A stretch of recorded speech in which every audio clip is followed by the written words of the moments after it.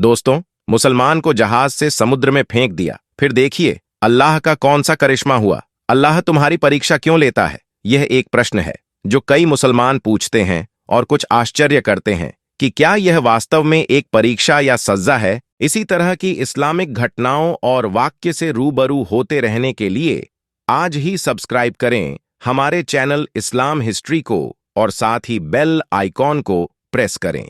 दोस्तों, एक समुद्री जहाज जिस पर काफी बोझ था, तिजारत का सामान और ताजिर उस जहाज के ऊपर सवार थे। अब सफर के दौरान समंदर में तूफान की वजह से जहाज हिचकोले खाने लगा और बिल्कुल डूबने के करीब हो गया। तो जहाज के कप्तान ने एक तजवीज सबके सामने पेश की कि देखिए, जहाज के ऊपर बोझ बहुत ज्यादा हो गया है। अब हम सबको जिंदा रहना है तो आप लोगों का कुछ सामान समंदर में फेंक दिया जाए तो जहाज थोड़ा हल्का हो जाएगा और हम आसानी के साथ किनारे लग जाएंगे, क्योंकि हमारी जानें ज्यादा कीमती है सामान के मुकाबले में। सब ने कप्तान की बात पर इत्तेफाक किया और सब ने कहा कि एक जो सौदागर है, यानी एक जो ताजीर है, वह बिल्कुल नया है और वह काफी सामान अपने साथ लेकर आया है। उसका सामान फेंक दिया जाए समंदर में तो इससे हम सब डूबने से बच जाएंगे, और उसका सामान जितना है अगर उतना फेंक दिया जाए तो हमारा जहाज आसानी के साथ किनारे लग जाएगा। सब ताजिरों ने इस बात पर इत्तेफाक किया, लेकिन जिस ताजिर का सामान फेंका जाने वाला था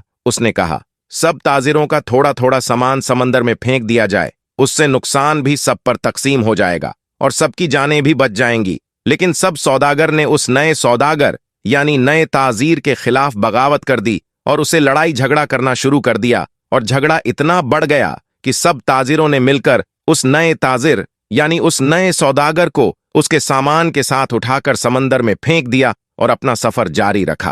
ताजिर को तो समंदर में फेंक दिया गया। वह ताजिर बहुत देर तक लहरों से लड़ता रहा, आखिरकार थक कर बेहोश हो गया। लेकिन कुछ देर के बाद जब वह होश में आया तो उसे मालूम हुआ कि समंदर की लहरों ने उसे किसी वीरान और नामालूम जजीरे पर लाकर किनारे कर दिया है। वहां आदम ना आदमजाद दूर दूर तक कोई ठिकाना था, बस छोटा सा जंगल और पानी ही पानी। सौदागर बड़ी मुश्किल से उठा, यहां तक कि वह चल भी नहीं पा रहा था। वह घुटने के बल गिर गया और कहा, या अल्लाह, इस मुश्किल सूरत हाल में मेरी जान को बचा ले, मेरी मदद फरमा। कई दिन वहां पर ताजिर के गुजर गए। उस दौरान ताजिर ने दरख्त के फल खाए, खरगोश का शिकार करके उससे अपना गुजारा किया। उसको कहीं मीठी नदी का पानी मिल गया, वहां से पानी पीता रात की सर्दी और दिन की गर्मी से बचने के लिए सौदागर ने जंगल से लकड़ियां काट काट कर एक छोटी सी झोपड़ी बनाई ताकि ठंडी और गर्मी से अपने आप को बचा सके। एक दिन हुआ यूं कि जैसे कहते हैं ना,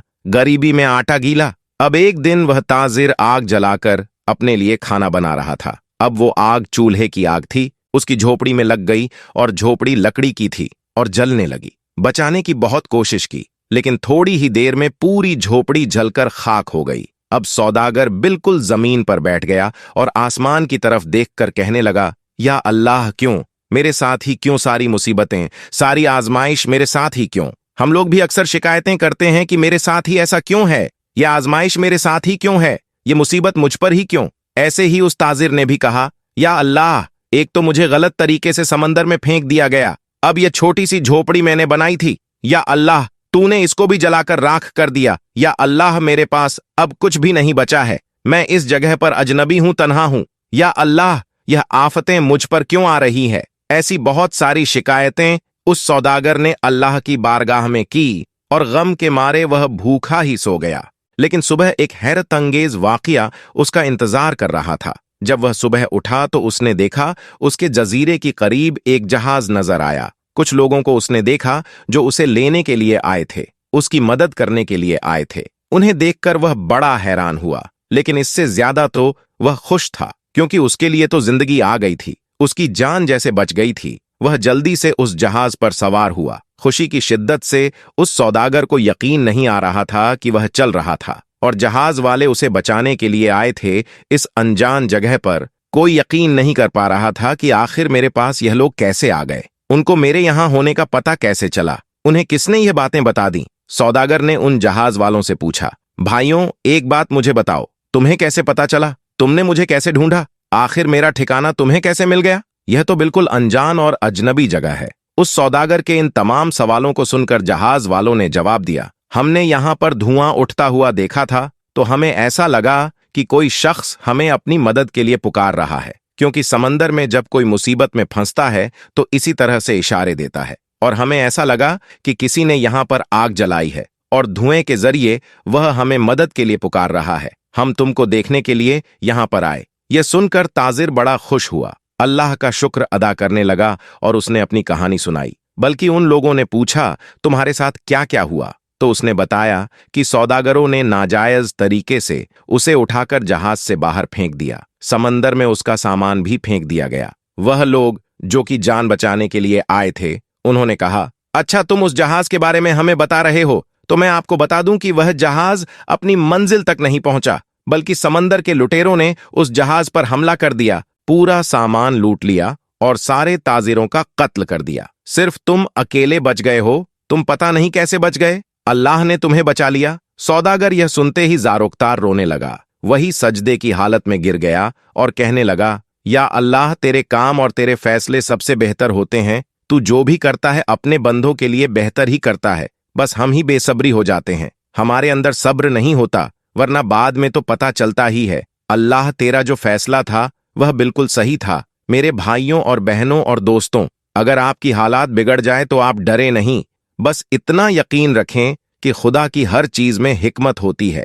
जब भी आपका कोई काम रुक जाए, आपकी कश्ती भंवर में फंस जाए, आपकी झोपड़ी जल जाए, तो यह जान लें कि खुदा आपका अच्छा इंतजाम कर रहा है। किसी इच्छा का विरोध करने के लिए धैर्य का मतलब सिर्फ किसी भी कीमत पर उस इच्छा को प्राप्त करने से बचना नहीं है। इस मामले में पूर्ण धैर्य का मतलब इच्छा का पीछा करना और जो हमारे पास है उससे संतुष्ट रहना नहीं है। हमारे पास जो कुछ है उसके लिए संतुष्ट और अल्लाह ताला का शुक्रगुजार होना और इस बात की सराहना करना कि यह उससे बेहतर है जो अन्यथा हो सकता था। हजरत अब्दुल्ला इब्ने उमर रजी अल्लाह ताला अन्हा कहते हैं कि रसूल अल्लाह सल्लल्लाहु अलैहि वसल्लम ने फरमाया कि अल्लाह पाक ने जिसके लिए दुआ के दरवाजे खोले हैं उसके लिए रहमत के दरवाजे भी खोल दिए हैं, और अल्लाह ताला के नज़दीक होकर उससे आफियत मांगना हर चीज़ मांगने से ज़्यादा बेहतर है। इसी तरह से एक और हदीस है, हजरत अबू बकर सिद्दीक रजी अल्लाह ताला से मनकुल है।